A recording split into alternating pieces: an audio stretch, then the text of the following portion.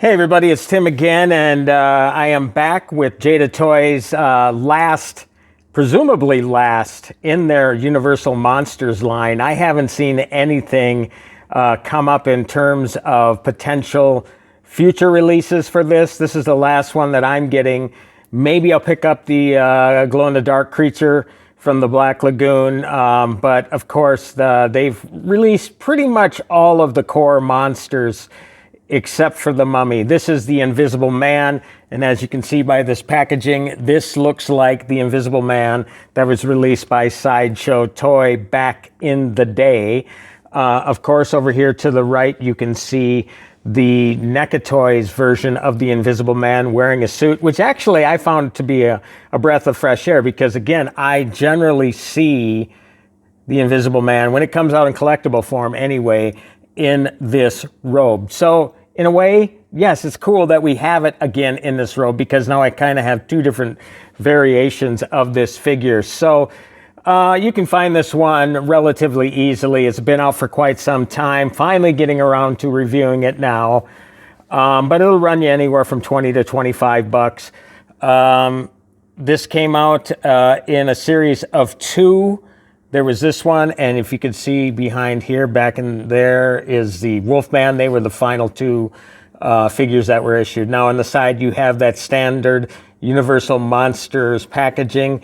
And then again, on the back, it shows how these two figures are the last four, or excuse me, the last two. They actually released four to begin with, which was Dracula. If you can see him in the way back there. Creature from the Black Lagoon, and The Bride of Frankenstein and Frankenstein's Monster. This is actually a Jada Toys exclusive. It's black and white. Frankenstein and a lab table. Really, really cool. And of course, this was a one-off. Dracula, Bela Lugosi's likeness, however, for this one. And very, very cool packaging. But as you can see, I only have so much room on the table to show off that sort of thing. So right now, I'm going to unbox this for you.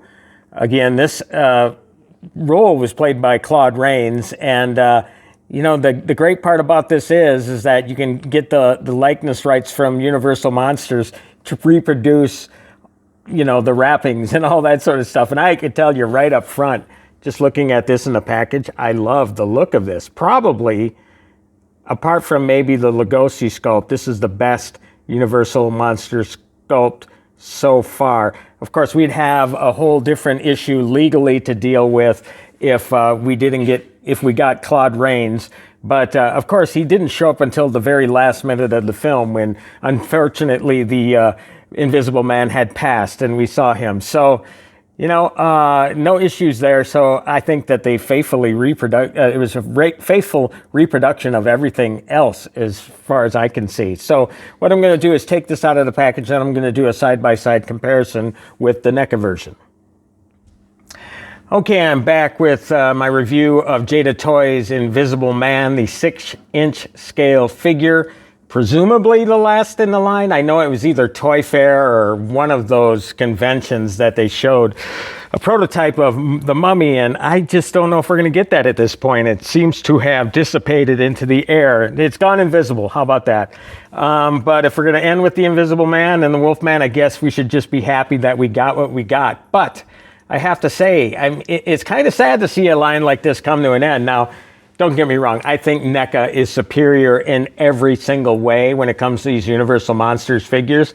But the ones that you're getting from Jada Toys, it's not cheap. It's really good quality stuff. And one thing that I noticed out of the package as I was taking it out was this robe here is actually made of rubber, which, you know, that's the bane of existence for a lot of collectors, right? Is that hard plastic stuff when you're talking about robes and capes and stuff like that. So I think that's pretty cool. Now let's get a close-up of the face. And as you can see, a lot of great texture there with the lines, with the wrapping, of course, the gold steampunk-like glasses that we're going with. You know, pretty cool, pretty forward-thinking, I guess you could say, for the 1930s. And of course, I've seen this pose before where he's raising his fist in anger. So yeah, that's pretty cool as well. Now, another thing, again, that I think makes this a worthwhile line to invest in is the fact that you do get a lot of accessories. But first, let's give this a 360 look. Again, I love that this is made out of rubber. Now, if I can just bring this into view real quickly. This is hard plastic. Just not as easy to do poses and stuff. Not that you would do a lot with this Frankenstein's monster figure anyway.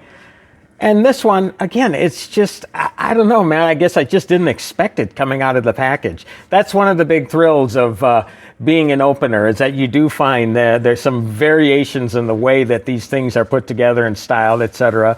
And Jada Toys smartly, I think, went with the rubber look on this one for part of the costume anyway, and it's very, very cool. So again, here is the 360. You know, you get all the detailing here. This is just not a generic figure. It's some good stuff. You know, for the price range especially, you know, you're talking about $20 to $25, and you can get this anywhere, you know, at brick and mortar. It might be a little tougher to find, but definitely online you'll be able to find this. Now, I'm going to stop this here and give you a quick look at the accessories that we get with this. You get some hands, which are actually molded together, which I will put on the figure. And as usual, I'll take photos of all this different stuff to show you. A hat as well. Got a book, presumably with the recipe to his potions. I think this is crazy good right here. This accessory is so inventive, and I guess that's where they might get one leg up on Sideshow, Sideshow. Yeah, I would say Sideshow and NECA. NECA or Sideshow didn't do this look, which I think is really, really cool, which gives you a look. Looks like that's part of the peg that's in there. That maybe you push down. I don't know. Yeah, right, that's interesting. It's interesting that they'd put some black peg in there when you really could have left it empty. Okay, and then, of course, we have some of his lab equipment. I wish we'd get a little bit more of that, but we don't. Okay, and then we have an alternate hand here. So they're not skimping on accessories, which I think is really, really cool. Now, of course, over here, you'll notice that I added a few things, but for the most part, I got all the accessories that came with the NECA version. You know, you have the lab equipment, the glass with the stir there. You have the open book with the writing, which is really cool. You have the fake hair there. But this one also comes with extra sets of hands, etc.